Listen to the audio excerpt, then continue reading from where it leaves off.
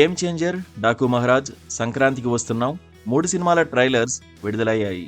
మూడింటి ట్రైలర్స్కు positive response లభించింది. అయితే గేమ్ చేంజర్, డాకు మహారాజు ట్రైలర్స్లో రామ్ చరణ్, బాలకృష్ణ డిఫరెంట్ పాత్రల్లో కనిపించారు. 2 ట్రైలర్లు చాలా ఆసక్తిగా ఉన్నాయి.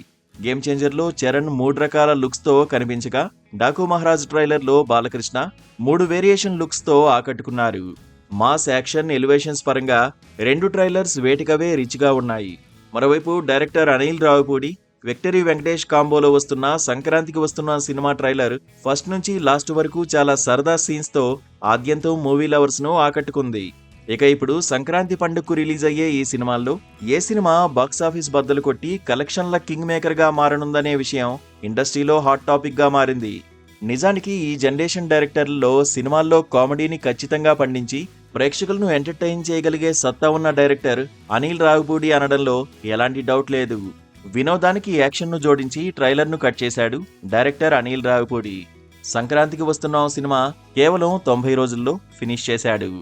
ఇకపోతే ఈ ట్రైలర్ చూస్తుంటేనే అర్థమవుతోంది సంక్రాంతికి వస్తున్న సినిమా F2కు డబుల్ డోస్లో ఫుల్ ఎంటర్టైన్మెంట్గా ఉండనున్నట్లు తెలుస్తోంది. ఈ సినిమాపై కూడా మూవీ లవర్స్కు ఓ రేంజ్లో ఎక్స్పెక్టేషన్స్ ఉన్నాయి. అలాగే ఆచార్య సినిమా డిజాస్టర్ తర్వాత రామ్ చరణ్ సోలోగా నటిస్తున్న సినిమా గేమ్ చేంజర్. ఇక ఈ సినిమాపై వరల్డ్ వైడ్గా ఎక్స్పెక్టేషన్స్ ఉన్నాయి. RRRతో ఒక్కసారిగా రామ్ చరణ్ పేరు విశ్వవ్యాప్తమైంది.